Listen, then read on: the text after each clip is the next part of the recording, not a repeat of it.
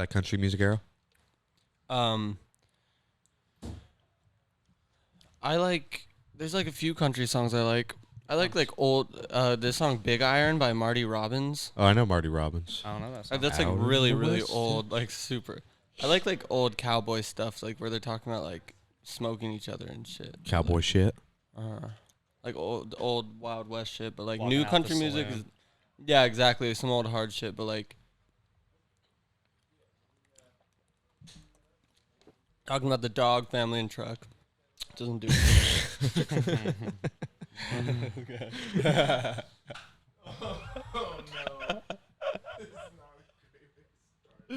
Oh, this is gonna be great. Don't worry. It's a yin to the yang. No, I can. I'm a music guy. I can respect any. I wonder if you An liked artist. country from the beginning.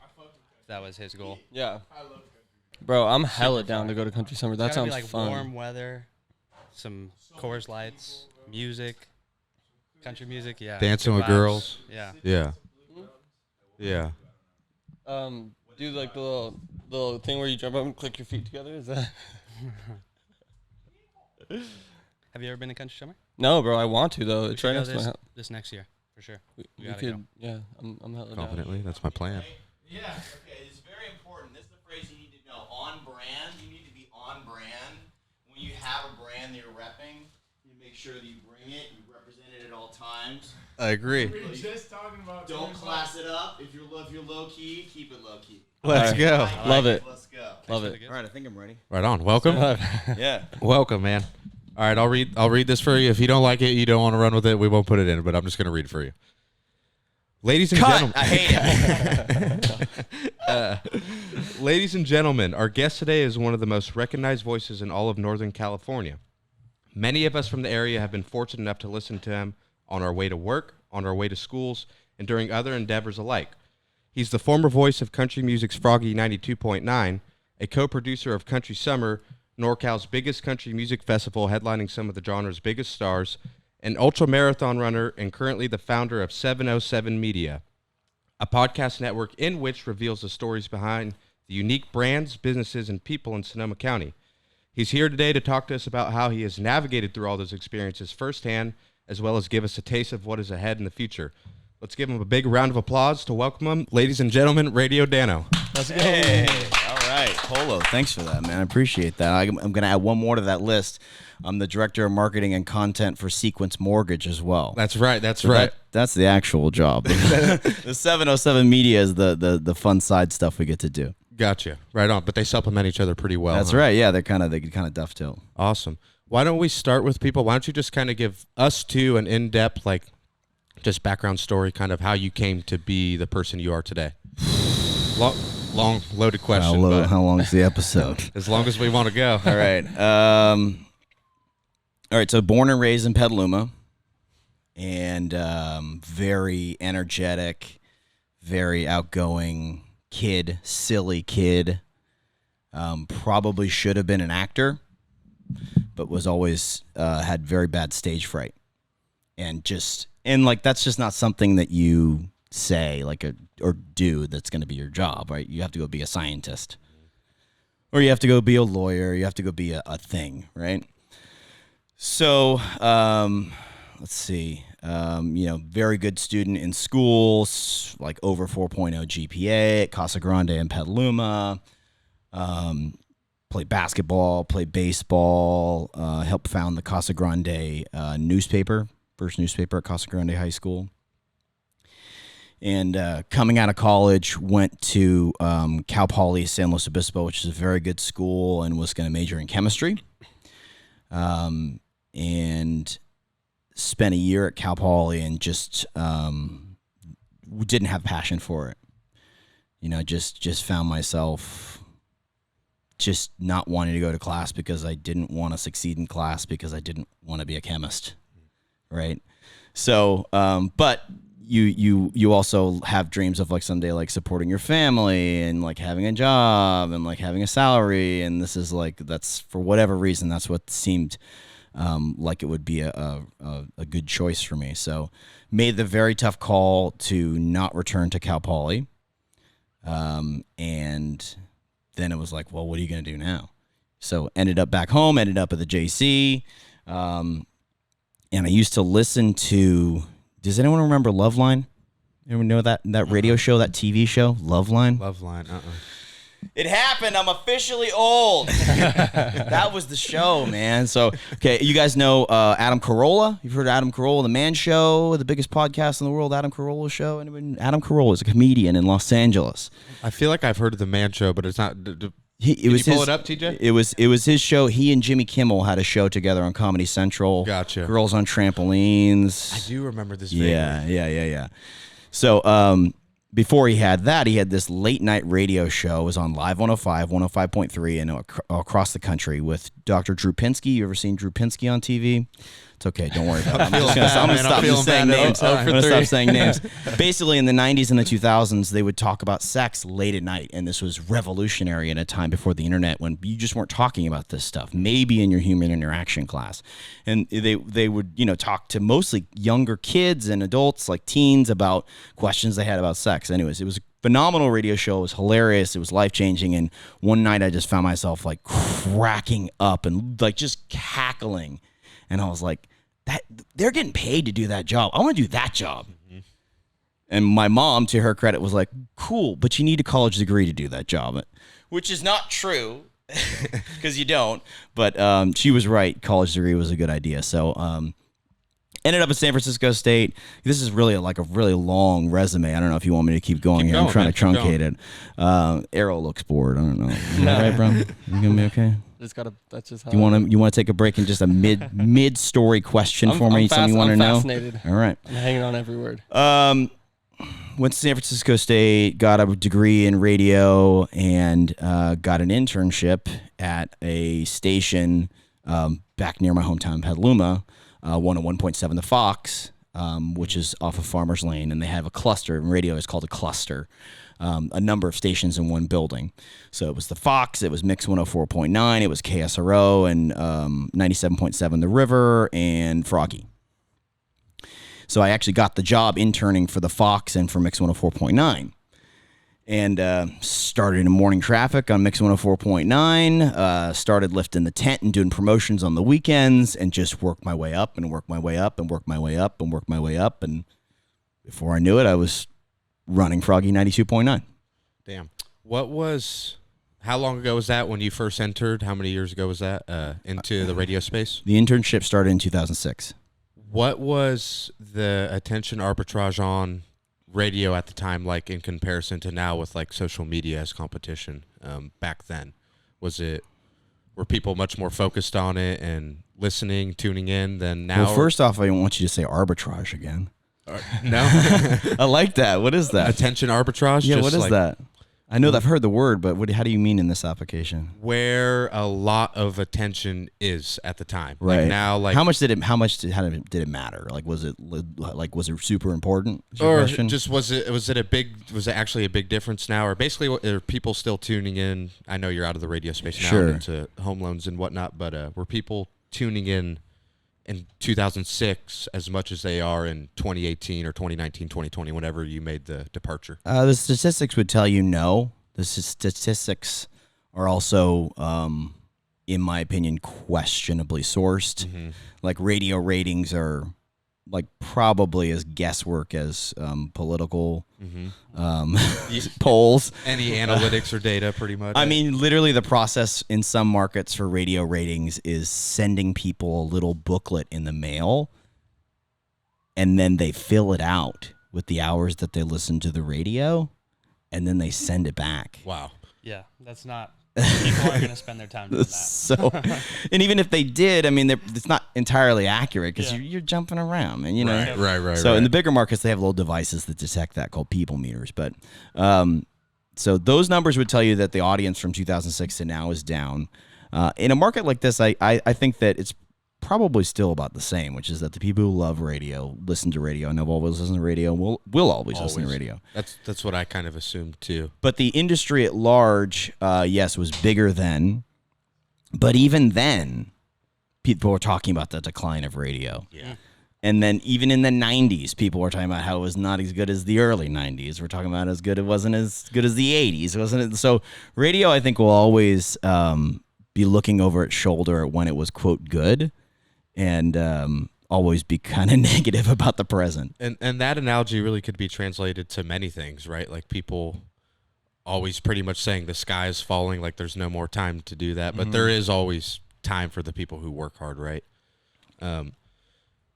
So you worked a lot of interviews, a lot of conversations were had with people. Like all of us pretty much listened to Froggy 92.9 literally on our way to school with our parents. See, look at that. He's trying to say radio's dead. No, I'm not trying to say that. I'm trying to say it. We gotta ask the hard, real questions, man, that people don't hear. But that's a weird thing that would happen when I was in the business. Would be like you would actually have people who were anti-radio, and you come into encounter them at a party, you know, and it'd be like, oh, what do you do? You'd be like, oh, I'm a local radio DJ, which is a weird thing to tell anybody anyways, because you get all kind of reactions. But every once in a while, you get somebody who'd go, I don't listen to the radio. I don't listen. I don't listen to the radio.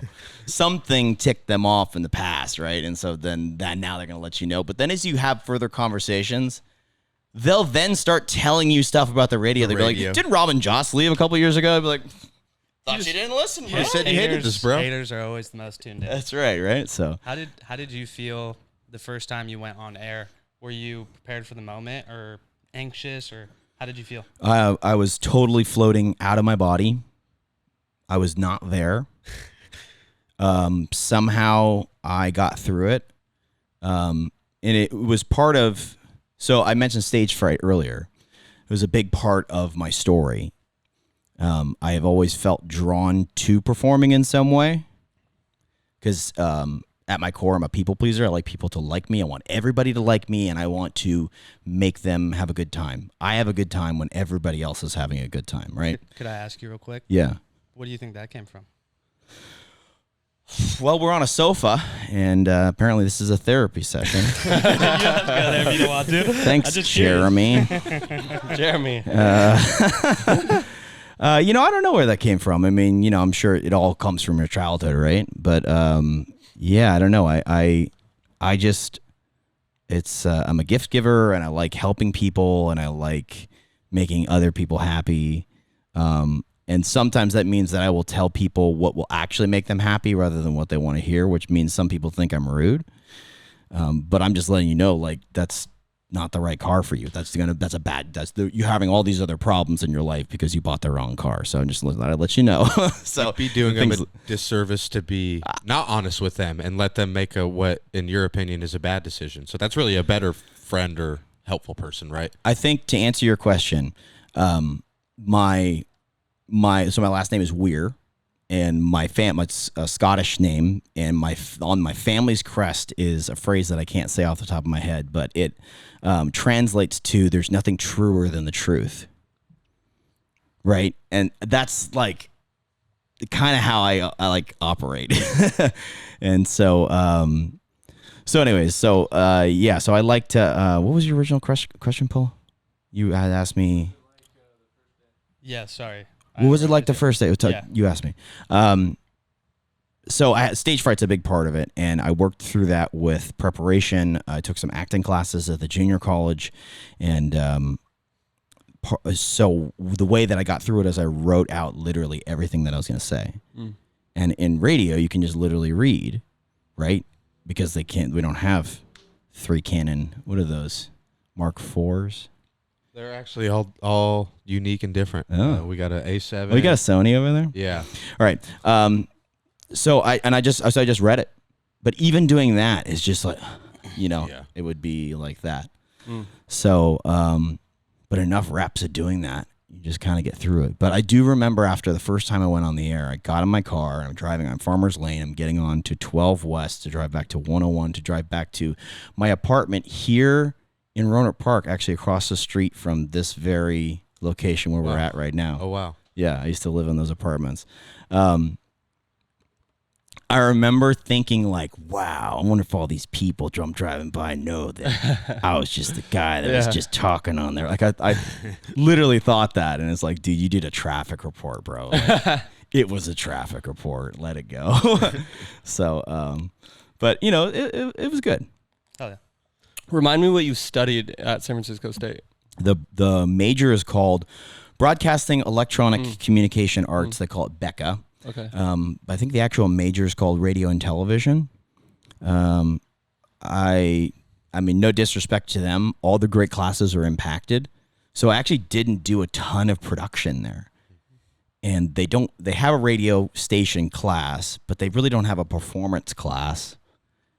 And so I ended up doing kind of all this media theory and kind of all this heady stuff. Like journalistic stuff too, probably. Yeah. Actually, I did do a news class and just whatever was available because I needed to get credits. So I did some of the like actual stuff, but there were a lot of classes that I just literally couldn't get into. So it ended up giving me kind of this framework of, sort of a heady take on how media is perceived and what it does for the audience. And that ended up meshing with kind of who I am anyways, because I'm like, oh, okay, what can I be doing differently on the radio to evoke, a better response from the audience, to make them happier, to make them, enjoy it more. Because that's the thing on the radio is it's not about you. And if it's about you, your show sucks. Shows that are about you suck. So that kind of gave you a baseline, like a marketing, you were thinking about it, sort of a marketing lens from what you learned in a way. How do you mean? Well, if you were thinking about a lot of theory stuff and from the consumer up to yes. So I mean, yes, absolutely, yeah. You kind of think about it. And then once I got into Froggy, I had many mentors. Danny Wright, who's still the morning show on 97.7 The River. Rob and Joss, and Rob specifically on Froggy 92.9, helped me understand something called you positioning, which is that when you're on the radio, you're always speaking to one person, and it's the other person in the car. So you should never say, listen up, all you people out there, like addressing a large group of people, because it's just, if you're in the car, you're like, oh, it's me and the mob that I'm part of. That's, it's not good. You want to be like, hey, I want to tell you a story. I went to Runner Park, and the Chick-fil-A line was backed up, and now I'm talking to you, and now we have a relationship together, and that's, that takes some time to learn, but that was able to kind of conceptualize that a little bit better because I had all this kind of theory stuff at San Francisco State. Yeah, it's a much more natural way for people to listen as they actually would in like a normal conversation too, right? As opposed to making it this facade like show for them, I think, as well. Yeah, and learning how to draw someone in so that we're not having an inside conversation. Right. Because like you and I might have had a joke about something, right? And we're gonna be like, oh yeah, remember that time that Brad like slipped on the banana peel? Well, nobody else knows that joke, you know? So it's like, oh, well, great. There's something I don't know about. Of those things. Yeah. So it's just, it's learning to over-explain stuff. It's learning to give details, geographical details that will just help paint the picture for someone, who you are and what you're talking about. Just overall makes for a better story. Mm-hmm. That makes sense. More descriptive details for them to connect to and relate with at the end of the day. Yep. Did a lot of interviews, conversations, and whatnot over the years, I'm sure, being on the air. Is there one specific experience or interview or conversation out of all those that sticks out that like you hold very dearly and close to you? Like in a good way or a bad way? Both. Either. Yeah. Let's hear the good and bad, actually, because that was another one of our questions. So I've interviewed a lot of famous people. I wouldn't say I've interviewed the most because just where we are, our market size, we wouldn't get a ton of those opportunities, or at least the afternoon guy wouldn't. The morning show would, but the afternoon guy wouldn't, which is fine. I also hosted a sports show on KSRO for about 2 years, so we got some interviews that way. So like I've interviewed all the broadcasters like Randy Hahn, and we interviewed Matt Mayoko, and we interviewed great players like Brent Jones and Ronnie Lott, and a trip to have Ronnie Lott on the other end of the phone, right? Sure. We interviewed the commissioner in the NHL, cool stuff like that. But on the country music side, let's see, one that sticks with me.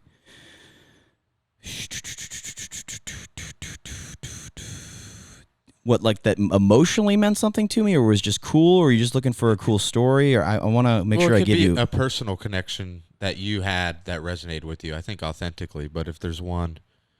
I guess that is like a little bit more of like a bigger deal, then yeah, we definitely want to hear that too. Well, it was sort of embarrassing, but I didn't care. So my favorite band of all time is not a country band because I was not into country music growing up. It took me, I found that later in life. Growing up, I was way into alternative rock. And the first band that I was ever into was Third Eye Blind.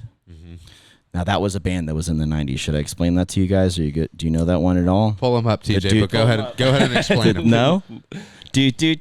Oh, yeah. I know exactly what you're talking about. You killed that. She's a rich girl. Yeah. Same song. That's the same tune. Same chords. No. That band. Yeah, there they are. That's them right is there. The second lineup. You get any stylistic influence? From as a From youngin'? them? Yeah. No. From their clothes? Yeah. They're pulling up pictures on the screen right now. No, I've not followed their clothes.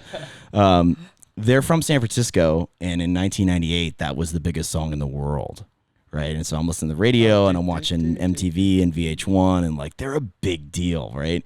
And and I had a friend of a friend was like, we should go. I'd never been to a concert, and that was the first concert I ever went to. So I went and saw Third Eye Blind and Eve 6 at the Greek Theater in 1999. I have the poster. And it was just a transformative experience, and that was my band, right? Okay, so flash forward 16 years. I'm working at the radio station. They're still a band. They still release music. They still sell out like crazy. They sold out Red Rocks last summer, and they sold out Oxbow over in Napa. Wow. So super successful. And I was interviewing the lead singer, Stephen Jenkins, and I kept it super professional. I was just interviewing him. I was all dialed in. I was very prepared. And then I started to ask just the questions that I just always really wanted to know about the band. I'm like, okay, so on the Ursa Major album, so you've got the song Carnival Barker. It's the last one. It's sort of just like it's a great song instrumentally, and then there's no lyrics and it fades out. Are you going to finish that song, or are you going to? And he just starts laughing. He's like, "You're really into this, aren't you?" And I was like, "No." You're trying to sneak it in there. He knows I'm a dork. No. So that was both sort of embarrassing and sort of sweet. So that was a funny time. Man, I can't really think of a time that was bad, to be honest with you. Not a time that I'm willing to commit to camera. That's fair enough. But for the most part, the vast majority, people were super cool and very professional. And even if someone gave tight answers, it's just because, that's their deal. But nobody was ever like outright rude to me. That's awesome. That's awesome Yeah, to have that. especially in country music. Country music's the best. Yeah. So working there all those years, Country Summer came up for the first year in 2014, right? Yes. You were a part of it from day one? Yes. So Country Summer is actually was the second festival we did, because in 2011, 2011, we worked with a different promoter, and we actually had Luke Bryan and Dierks Bentley at the Sonoma County Fairgrounds. Luke Bryan, Dierks Bentley, and Joe Nichols and Thompson Square. The exact same place, Sonoma County Fairgrounds. And it was a very difficult day. They were not as prepared as they could have been. And that came back with some very negative feedback from people. The show was great, but the event itself had some problems. So then 2013, this guy named Alan Jacoby, who was a promoter out of Georgia, decided to book Florida Georgia Line at the Sonoma County Fair as a concert, just a concert at the fair. That happened to be the summer the cruise exploded. Do you remember the song? Anybody? Yeah. You know that song? Baby, you a song. Yeah. So that show sold out, and he came to us the next day. He was like, this needs to be a festival. We need to do this 2 days. And before we knew it, we were planning for 2014. So the first year was Darius Rucker and Hunter Hayes.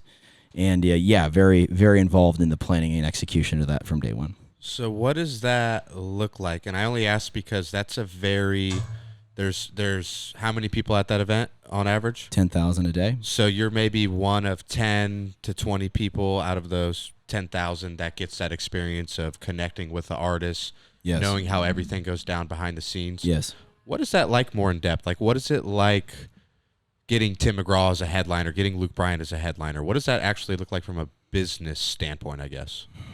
Like, how do we make it happen, or what is it like to be there the day of? How do you guys make it happen, and then what is it like to be there the day of? Yeah, so that company, Alan Jacoby's the guy. He's since passed away from COVID, and his son, Drew Jacoby, now runs the company. They're called Impact Entertainment. They're the promoter, the producer, and in the concert business, that's the person who basically makes the concert happen. They have their own connections for booking, and they work with artists' agencies, and they book the artists. And then the radio station would consult on day of execution and promotion. So I'm not the one who's like emailing like, it's got to be Tim McGraw and here's the price, you know. Right. That was never something that I'm involved in. So I would hear some of those conversations, but you know, it's you just sort of get an email and it's like, here's the lineup this year. And yeah, it's Tim McGraw in 2019. You know, it's Florida Georgia Line in 2018. It was Toby Keith and Little Big Town and Maren Morris and, you know, just the biggest names in country music, Chris Young and Blake Shelton last year. Star after star after star. And it just got bigger and bigger and bigger because people kept showing up, and specifically people kept bringing other people. Right. So the number of people I run into on Saturday nights, I always go to the RV park, which is behind the fairgrounds, and I'll just do a lap. Sometimes I'll bring an up and coming artist. So I brought Dallas Caroline, who is an artist here from Sonoma County. My friend Scotty MacBand is an artist from Orange County, now lives out in Nashville. And Scotty in particular, you know, he's just got an acoustic guitar, and we'd just walk up to a campsite and be like, hey, I'm Dano from Froggy 92.9. Who wants some live country music? Right? And you imagine it's your campsite. Like, here's just a dude, like, totally, like, amazing artist who's just going to do 6 songs for you. Yeah. Dude, it was awesome. Like, I have this video of him standing on a picnic table singing Friends in Low Places. And he just stopped singing because he's got suddenly 30 people around him singing the whole song. An unbeatable vibe. Giving him tips and stuff like that. So Coors Lights are flowing and you're screaming Friends in Low Places. Yeah, correct. You can't be in a bad mood. It's Correct. just impossible. Correct. So what was the original question? What was I talking about? What was it like getting the event together Oh, in the yeah. first place?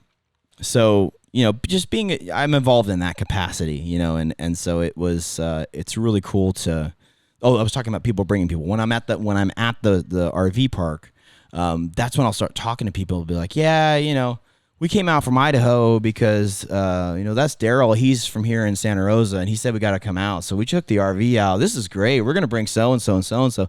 And that's, you know, once you can kind of get on the map because there's just, you know, caravans of these people who just bomb around to different country festivals.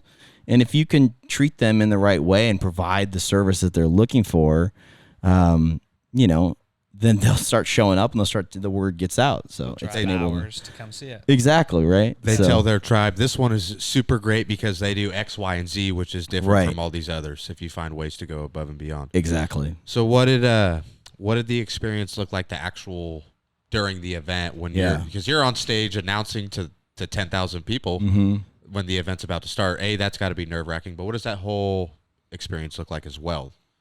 It's a coordinated dance. So I have a spreadsheet that I spend a lot of time on, and it's down to the minute of what needs to be happening on stage.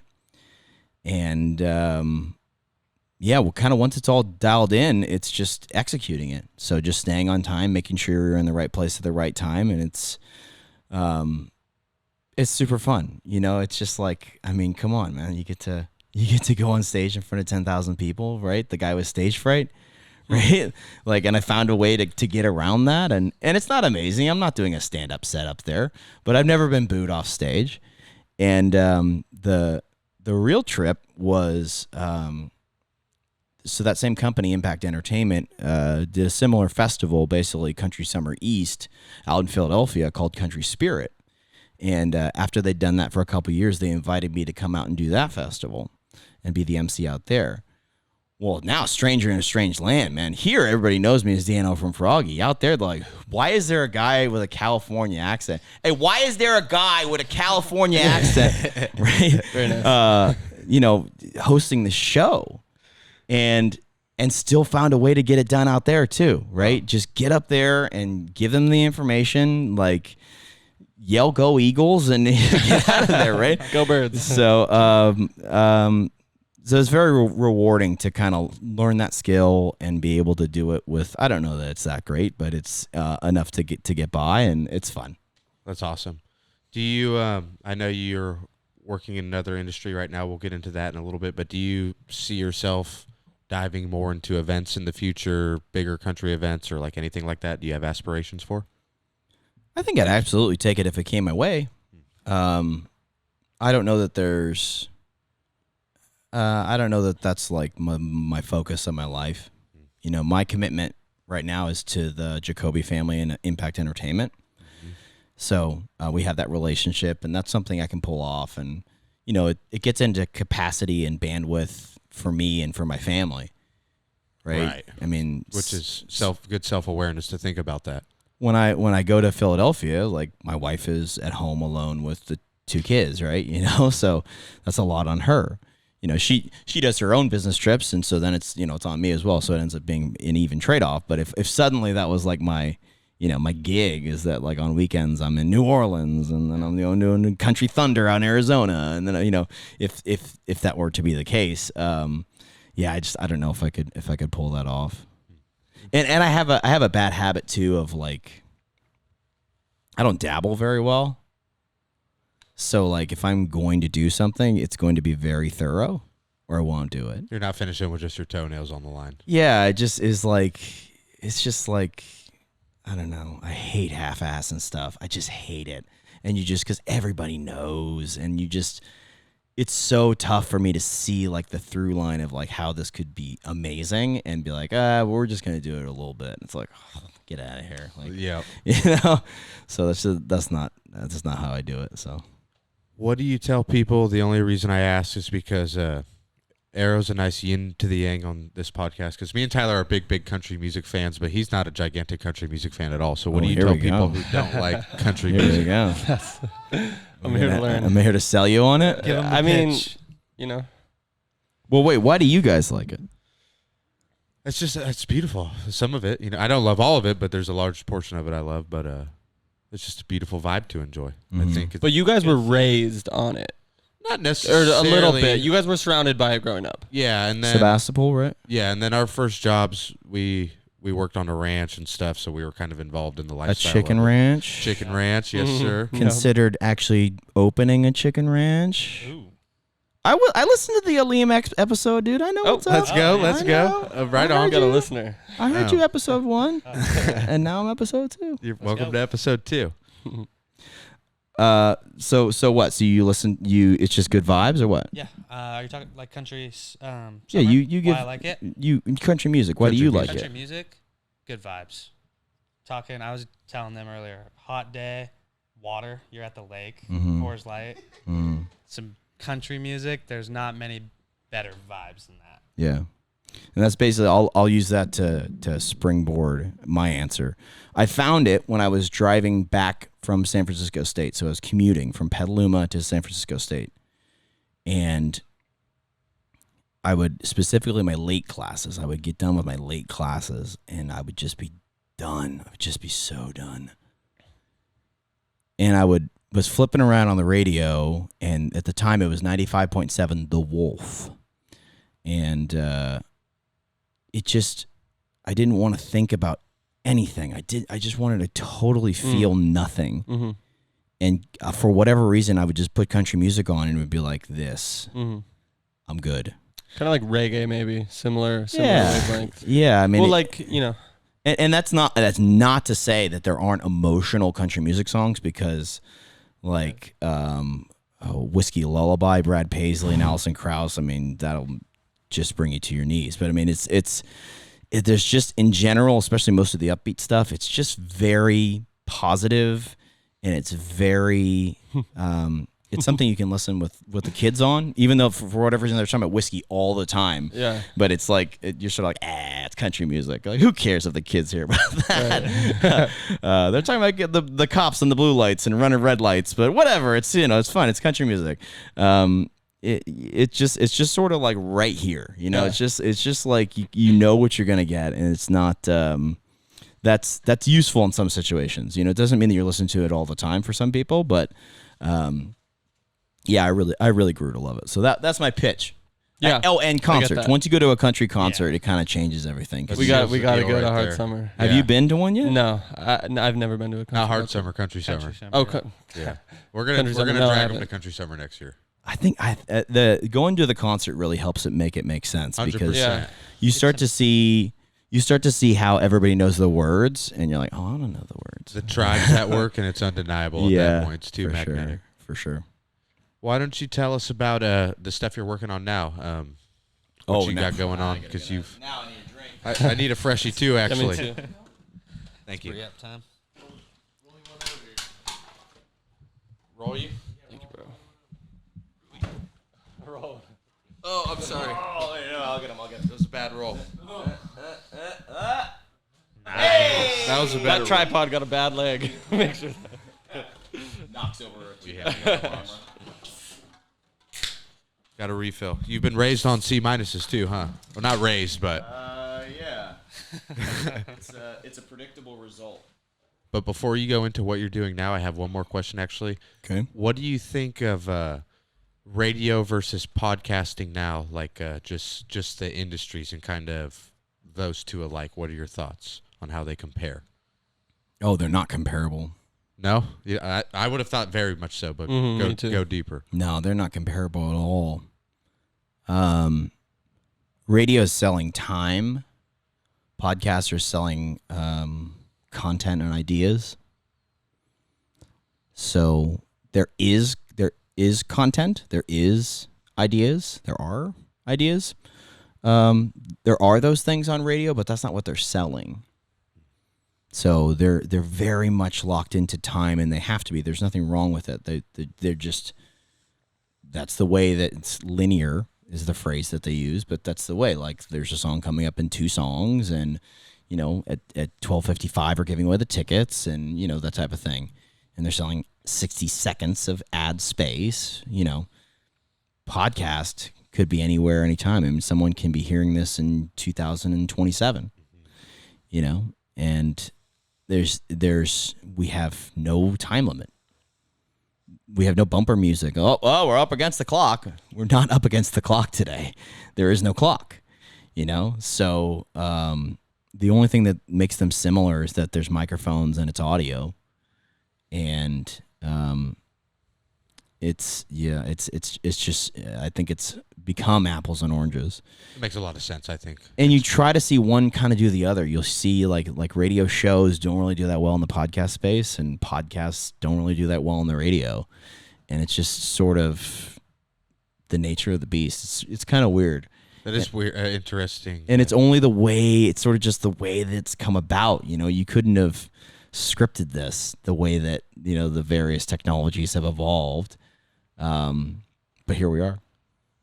Interesting. That's a experienced perspective on the two, I feel like, for sure. Because I would, at surface level, I would have been like, yeah, there are a lot of like, it's just where the platform evolved to. But I think that the time versus this content being evergreen meaning can live forever on the internet, right? I think that makes a lot of sense. But you don't have an instant audience, right? So radio will always have an instant audience, no matter what that size is. Like in a disaster, no one's going to be like, oh, pull up the Apple Podcasts app. I want to see if anything got released. And you turn on the radio, Yeah. And I experienced that firsthand through multiple wildfires with KSRO. I did wildfire reporting for KSRO out in the hot zones, seeing some truly crazy stuff and seeing some amazing heroics from the men and women who are first responders. But, that radio will always have the edge there. Yeah. But like, obviously there are ways for digital to do live as well. You can do Facebook Live, YouTube Live, Instagram, all that type of stuff. So there's probably a way to do podcast live too, but it's interesting. It is interesting. So what do you got going on now? What's the new ventures? Tell us all about those. All right. So in February, I left radio. I'd been there for 15 years, and it was a good time. That was a good number. Like when I kind of looked at the number, I was like, oh man, it's been 15 years, you know? Like it's maybe time for something different. Fresh. Yeah. And so I was kind of on the hunt anyways, and my very good friend, it's a lifelong friend, Dano, has been in the mortgage business in Sonoma County for a number of years. Is super, super successful, had his own company. And he just texted me. He's like, literally out of the blue. I mean, he's never asked me this ever. We've never really talked about business in this way. Like, we're boys, right? Like, this is my guy from, like, I have 6 friends from high school that were super, super tight. And he's one of them. And he just texted me, and he was like, what would you think about getting out of radio and becoming my director of marketing? I was like, how much does it pay? And so we met for coffee. Avid in Petaluma, downtown Petaluma. Shout out to them. Or is it Avid? I think it's Avid. I haven't been. I'm not sure. But It used to be Acre. Acre. It used to be Acre. It's not Acre anymore? No, they changed it to Avid. Avid? Acre sold the coffee business and became a pizza place in the pandemic. And the employees bought it, and now it's Avid. It is Avid. It's got to be Avid. We're not going to lie, Acre. You got a lot of brand confusion. You got to clear it up. To be honest, maybe we should hire Tighten up. Fours Media is We available. wouldn't be doing our job if we didn't tell you. But go ahead. Sorry. We had coffee. We got coffee at Avid, and then just walked around downtown Petaluma, and he just kind of laid out what he was thinking, you know, he wanted to do with the position. And we walked 4 blocks and got back to our cars, and I said, yeah. And walked into my boss's office at Froggy and said, Peace. which was a bit of a shock in the building. Mm-hmm. And actually, nobody talked to me for like a week. They really? Wow. Yeah, I think everyone was just sort of like super shocked. Emotionally wounded a Yeah, little just bit. like 15 wow. years is a long time. It's a super You long made your mark time. there. And I'm sure they all loved having your presence there too. Was like obviously the Oh, I'm biggest part sure of the they shock did, was that was Polo. gonna I'm be- sure they love me. Yeah. Yeah, love me. Yeah, hey man, you're fun. Coming in with high standards Positive and notes. energy. I got notes on everything. Let's go. Yeah, I mean, I think that I think it was well received. They sent me, gave me a very nice send off. So I'm just kind of kidding around a little bit. But so left and became his director of content and marketing, which kind of drew some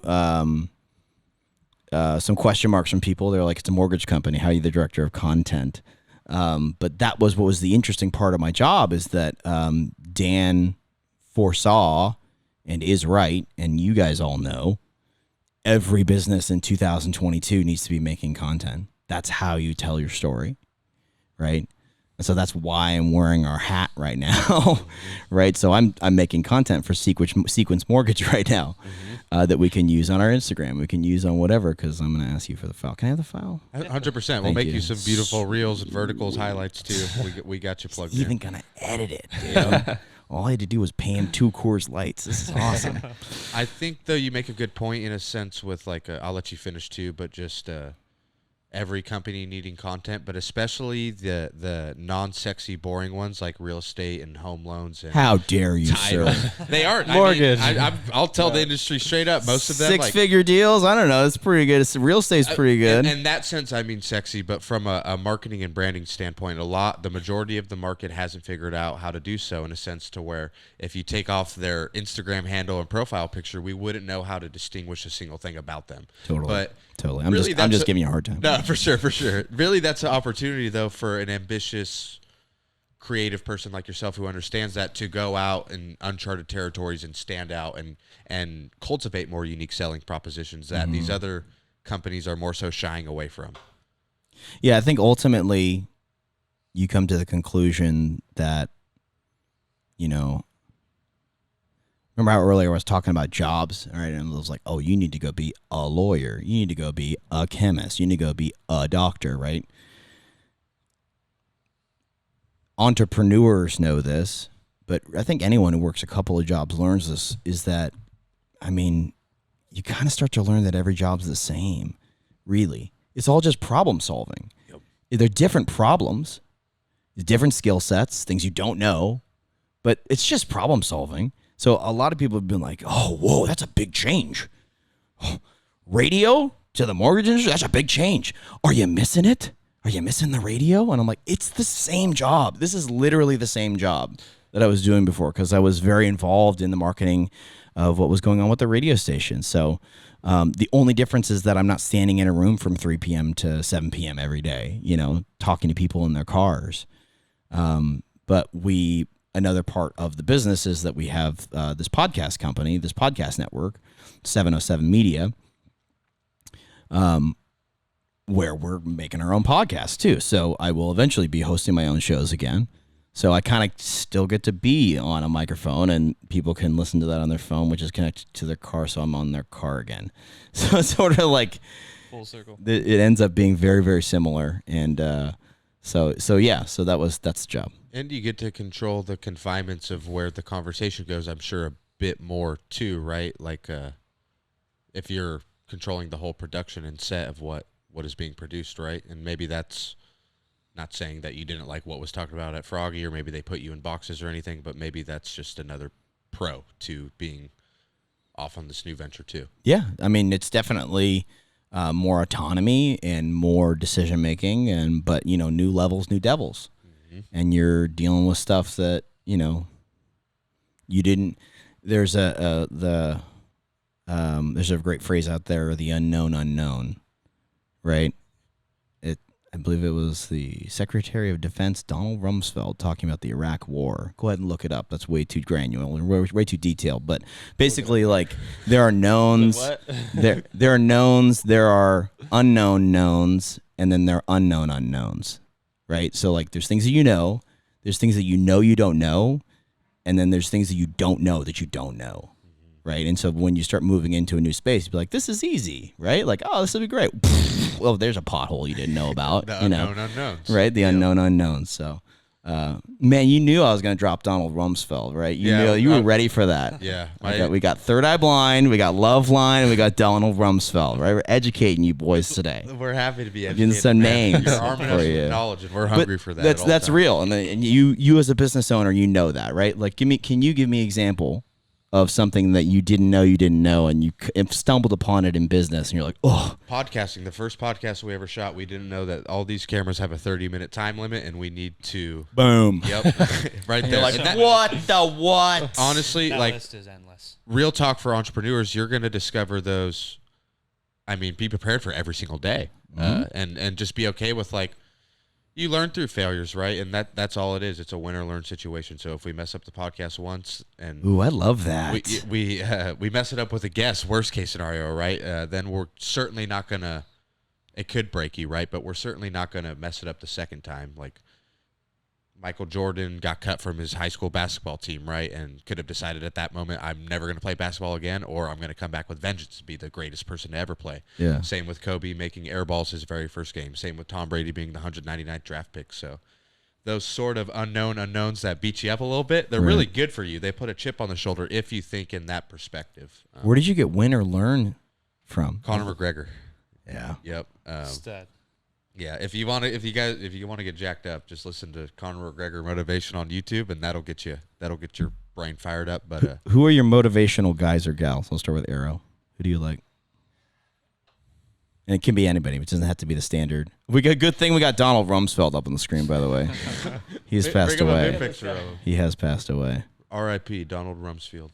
Who That's a you good into? question. I want those guys to start because I Yeah? gotta think on it because they Me first. Yeah, give me one or two. I mean, it doesn't have to be your official list. My parents, number one. I won't go deep on why, but I got everybody to say their parents or my mom and dad. I am very lucky for the parents I was born with, but that's different. Number two, and I try not to. I think anyone with any success or influence in the world, right, understands their own unique voice and marching to the drum of their own beat, right? So I try to learn from these people, but always remember to be myself in the first place. But like Joe Rogan I learned a ton from, and just his overall open-mindedness I think is very anyone can learn from him in that sense, right? And then Steve Jobs, very crazy in a lot of senses, but genius in a lot of different ways, right? Those two lately are who I've been, I feel like, thinking about a lot, but I feel like we're all information junkies, right? Whether it's through podcasts, books, vlogs, whatever, we're all constantly learning. So I feel like I go in little phases with like who I'm learning for like a month or two at a time. You fall in love. Pretty much, yeah. And I'm like, oh, I'm just like this person in this way, right? But then I finish their book and I'm on to... I wish I could write like David Sedaris, man. Right. Oh, man. Right. But, yeah, what about you guys? Sorry. Is it Goggins? Goggins. Goggins. Somebody had to say it. Goggins, yeah. Goggins for the fitness side for sure. And then he already hit Joe Hogan, so I like Grant Cardone. I like listening to him. Okay. Yeah. Okay. Let's see. For me, my radio heroes are Adam Carolla, who I already mentioned. Jim Rome. Man, you guys know Jim Rome? Yeah. Jim Rome is one of the best motivational speakers of all time, a right? force, dude. I get a lot listening to him. He was a big inspiration for my radio career. He's huge. Dave Ramsey's another radio guy that I really read a couple enjoy. of his books. He's some stuff that I'm like, you look at the whole resume, you go, oh, I don't know about that, but he has some other stuff that's just life changing. But Jamie Foxx is freaking amazing. Isn't he the most talented guy on the planet? Wow, dude.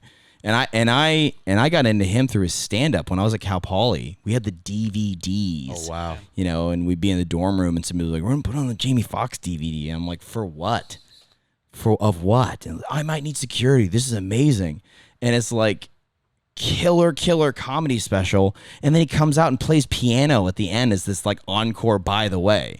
Like, and it's this amazing, hilarious piano performance. So, and then we watched Any Given Sunday, and he's an amazing actor, and he wins an Oscar for Ray. So, and then he can host a game show. It was the Shazam show. So I was like, anything else, Jamie? Impersonations. He recorded like some number one on the chart He's songs. had hit at some songs. point. Yeah. So He's literally one of the most talented dudes in the world. Yeah. Well, however that song goes, something like that. So yeah, he's a big one for me. Oh man, what's another curveball person that fires me up? That sparked Mike Tyson for me. Mike Tyson? He is he's probably the most spiritual being on this planet. You listen to his podcast? I have Eric? not, no. It's Tune into that, check it surprising how insightful and spiritually enlightened he is, just with like. It's because he had everything. I feel like he was the youngest UFC champion in the world. Mm-hmm. Boxing. Boxing champion in the world. Hundreds of millions of dollars, lost it all, and then is building himself back up. Right. So just going through that, and then he's also heavy on the psychedelics. So I don't know what All right. he's connecting to. It's crazy. It's interesting. But yeah, I like him for the spiritual side. Speaking of crazy motivational people, you run ultra marathons too. I have, yes. What's the scoop on those? How do you build your calves up for that? So I'm Scottish. That's like my most predominant of my family like history. Mm-hmm. And I don't know if you know a lot about Scotland, but they got their ass kicked by England for a very long time, like a very long time. And they're still there. They're still there, and they're still like maybe going to get independence someday, right? That's like the 10,000-foot view of the story. So I take that to mean kind of like I have this like unkillable thing. I can definitely be defeated. Like I've definitely like fallen flat on my face in many aspects of life. I've never been fully stopped. And so I ran track in junior high. And when I played sports, my legs were always like my greatest asset. So like I was a center fielder for the Costa baseball team, for the freshman team. And in basketball, I'd run super fast, to get down the court, even though I couldn't shoot very well. And so I was always kind of a runner anyways. And then like I got away from sports, and I would still like run every once in a while, just go run. And then my neighbor is a marathon runner. And so I had moved to a new neighborhood in Petaluma, and my neighbor like saw me go for like a 3-mile run. He's like, "What's up? You run?" And I was like, "Yeah, I guess." He's like, "Let's go." And I was like, "I don't run with people. I don't wear a watch. I don't keep track of this. I don't have water. I just go do like a little thing." He's like, "Nope, you're getting into this." And so my neighbor Dave, who is he's a trainer, he's a PT instructor at the police academy up in Santa Rosa. He started getting me into this world of distance running, and he's like, let's. The first thing that happened was because he was always like, because we would run a little bit locally, and then he'd be like, we live on the east side of Petaluma, he'd be like, "Come out with me. We're going to go run the double dipsy." And I'm like, "I don't even know what that is, dude. The double dipsy?" "Yeah, well, usually it's a quad dipsy, but we're just going to do the double dipsy. It's down in Marin." I was like, go away. I got to clean my house this weekend, dude. But one day he was like, "Hey, we're going to run up Sonoma Mountain." And I was like, "No." He goes, "It's 7 miles. I went, "I can do 7 miles. I can do, well, fine. You know what, guy? Let's go." So we go and do it, right? And so we're running up Sonoma Mountain, and I get to the top, and I'm destroyed, and I'm just like dizzy, and I'm like, "That was only 3 miles?" He goes, "No, that was 7 miles. I was like, "Wait, what?" He's like, "Yeah, 7 miles up and then 7 miles back." So it was a 14-miler up and down Sonoma Mountain, which is like 3,000 feet of climbing, right? And just my legs were just solid concrete that night. It was just unmovable, right? But unkillable. I bounced back the next day, right? And I was kind of like, okay. This is what I could do now. Okay, what else, right? What else? So let's go run the Marin Headlands, okay? Let's go run Annadel, okay? Let's go do the double dipsy. Which is an amazing trail down in Mill Valley. And it kind of built on itself, and before you know it, I was doing 14, 18, 20. I did 26, but I bonked. If you don't know what bonking is in the distance world, that means that you basically you didn't fuel enough and you don't have enough water, and you basically start getting woozy. Right. So I tried to do a straight up marathon on a 93-degree day and just hadn't fueled enough, and I bonked. So I did finish, but I about passed out. And then I got the idea I wanted to do 37 miles on my 37th birthday. So technically that's an ultra. Anything over 26 miles is an ultra marathon. Typically in a race, that's going to be like a 60K or a 50-miler or a 100-miler or a 100K. But anything over 26 miles is an ultra marathon. It's a lot of fucking running. It's incredible. Yeah. Well, what about you? You guys run? And Polo, I know you run. The most I've ever ran is 15 miles only. And how'd you feel after that? Incredible. And honestly, I would have kept running farther. So the day I ran was my dad's birthday, and I went for a run, and I was supposed to just go for like a 6K run, and then I was like, I was in Santa Rosa, and his birthday lunch was in Spitballerz, which is a town about 30 minutes away for anyone who's listening and doesn't know, or not 30, about a long run, not 30 minutes driving though, and I decided just to run there and meet them there. From here?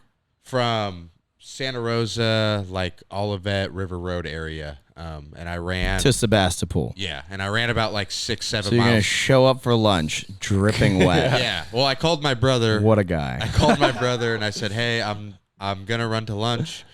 Will you pick me up a shirt?" And I was like, I'm sure you'll like understand. I'm gonna break a record right now. And he was like, okay. So he brought me a shirt, and then if I didn't have to meet them at lunch, I know I could have. Like, I was in that mental state of wanting to keep going, but I was like, oh, I got to go meet them. Yeah. But for me, similarly to your friend kind of pulling you along and saying, like, you could do this, and then tricking you into running 14 miles instead of 7. Yeah. And then you realizing, like, kind of what's next, I could do more. I was pretty out of shape in high school, honestly, and found weights and running first, and I would just go on a mile run and run as long as I could and walk, and run as long as I could and walk. And then that led to me being able to run a mile. And then after that, I was like, I wonder if I could do 2 miles. And then a couple years later, I'm like, I wonder if I could run for an hour for just as far as I can. And then I was like, I wonder if I could go run Taylor Mountain, which is the most vertical mountain in California. Yeah. That's 2.5 miles, like straight uphill. And, No, thanks. It just kept compounding. Even I don't like to run that one. I don't like it, but I like it from what I gained from it. But yeah, same way, it just sort of compounded time after time again. And I do like, Cameron Haynes, the ultramarathonist, like world's best, most renowned bow hunter right now in the world. No. You should check him out. You'd Okay. be into him too. Okay. I know a few other ultras runners, but not that one. He got me his book for my birthday on August 1st, and I read it in about a week, and it was all about big game hunting with bows and running 150-mile ultramarathons in Death Valley, right? And Yeah. when I read That that, Badwater? Badwater, Yeah. yes. And when I read that, I was literally telling him and Brad, I'm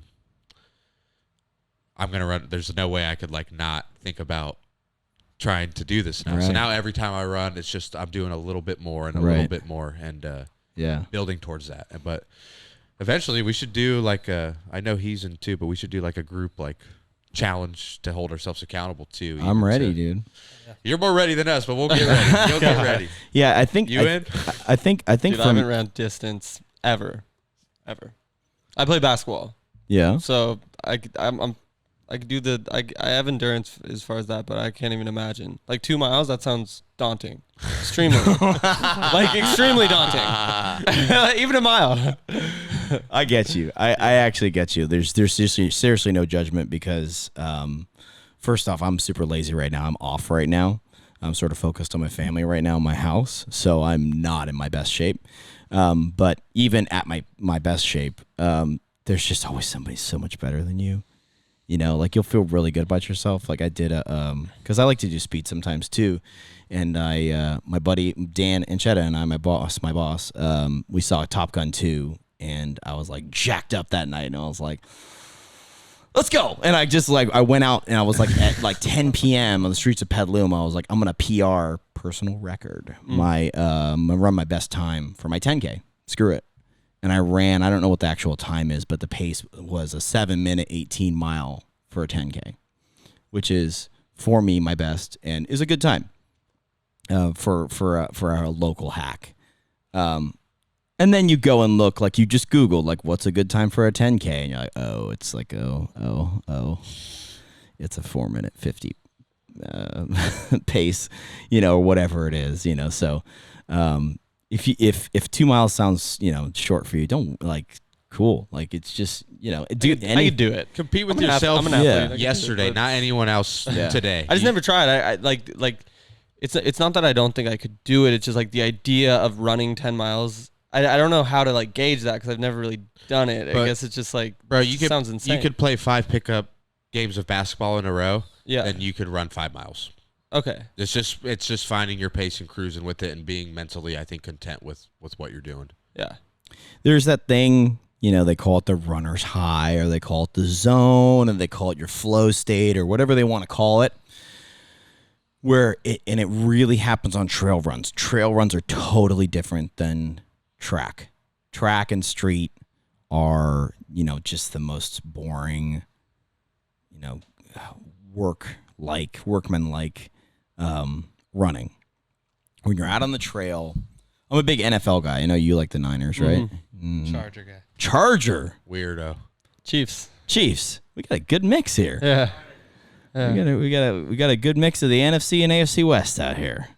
Does anyone remember Brian Dawkins? Yes. Remember that guy? Yeah, Hard hitter. dog. Yeah, he was a safety Savage. on the Eagles Yeah. and on the Broncos, and a guy who kind of wasn't supposed to make it, and but the dude, there's just this visual I have of him. He's jacked, and he's got the visor right, and he's got his arm cuffs on, right, and he's just patrolling out there, and he makes a killer play, and he's just kind of strutting, You get that same kind of vibe when you're out on the trail, and you're just you're almost floating. You feel like you can just go and do anything. That is what you're seeking. You're not actually seeking to do a specific distance. you're seeking like that state to be just completely like in control. You can feel your own power. You can feel like you're accomplishing something. You know you're doing something for your body. You're flying. You're literally flying. And it may not even be that fast, but just so I think about him, and I think about like, you know, superheroes, and I think about like all these people who kind of inspire me, and that I draw on that when I run. So to answer your earlier question, on my birthday, I got together with my good friend John Busick. He owns a painting company, Bob Kunst Painting, and he is also an ultramarathon runner. He ran 100 miles on his own during COVID in the Marin Headlands. He ran his own 100-miler, and he was the only guy I knew that would run 37 miles with me. And so we went out to Bear Valley, which is an incredible and probably my favorite set of trails in the North Bay.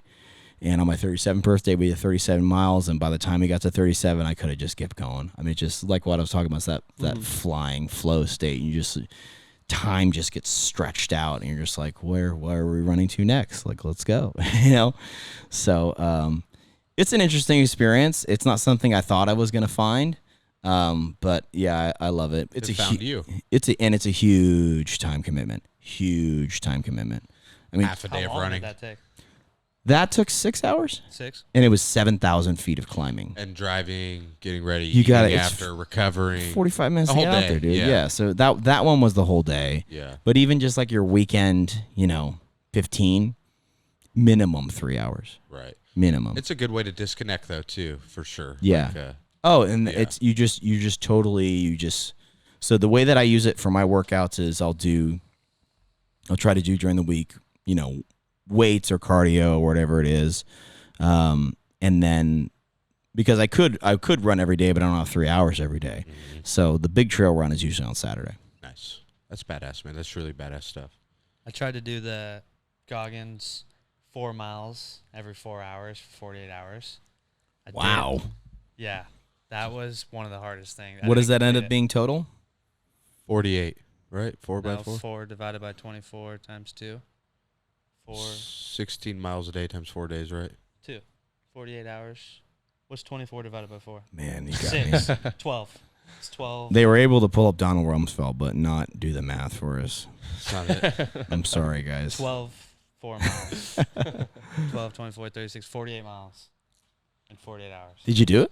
No, I came up short, but I was hoping that you said you did it and would give me some inspiration. No. You just got to finish it. I know. I like Goggins. I haven't actually tried to do what he's done. Dude, that guy's insane. Me and Polo went swimming at 24 for a workout the other day, and he does this thing where he still does it. It was Navy SEAL training where they tie. I saw the their video. hands He behind tied the his back. hands. He jumped in the pool. Yeah, we tried to do that. I was literally just No, drinking dude, water. I was like, no. how do you do Yeah. that? What the? But yeah, there's levels. Wait, you tie your hands, throw yourself in the pool, and try to. Swim with your hands Just tied so your behind body back. is one deal. No, Like Yeah. a worm, almost. no, It's doable. I'm good. No. I don't want to try it either, but I'm good. you never know when danger's going to find you. I'm good. Dano, good. where can the people find you? Where can they find your company, your podcast network? Plug Sure. yourself in so they could follow, subscribe to everything you're doing and whatnot. Sure, I'm Radio Dano, which I really got to work on that new handle because I'm really not Radio Dano Podcast anymore. network or Dano? Yeah, Too Dano long. Weir. I don't know. I haven't solved that riddle yet. Maybe just but Dano. I'm That's what I was just thinking. sure. You want to buy that for me? Somebody's already got it. We relate to that. Yeah, man. Forz Media _ Yeah. Ugh. Squatters, dude. Freaking squatters. Oh, Radio Dano on Instagram. I use my Instagram pretty regularly. Sequence Mortgage, you can find on Instagram. It's just at Sequence Mortgage, at 707 Media Official. So I'm big on Instagram. It's pretty straightforward. I like it. Haven't made it to TikTok yet. I need to, but I just haven't. it's a different world. The home loan industry is waiting for a sexy TikTok, Mhm. man. We haven't touched it yet, The so market I needs it. gotta figure it out. But yeah, I'd say on Instagram we're also sequencemortgage.com, and my cell phone is 707. No, yeah, that's probably the best place to find me. Right on, man. Well, this was awesome. thank you so much for coming and going in depth with everything, man. I think we got a lot of good stuff here that the people are going to enjoy. So, Well, I just want to say it's an honor. I've never been asked to be a podcast guest. I've always been a podcast host, a radio host. oh, dude, it's so cool for us because we all grew up listening to you. It's like You're a a Sonoma County full legend, circle bro. moment. Wow. For sure. Wow. I think that means I'm old. We're young. We're all young. Thanks, man. Well, thanks, guys. I appreciate it. And Forest Media, way to go, dude. I appreciate Thank it. you, Dano. Thank you, brother. Right on. Thank you, guys. Spitballers.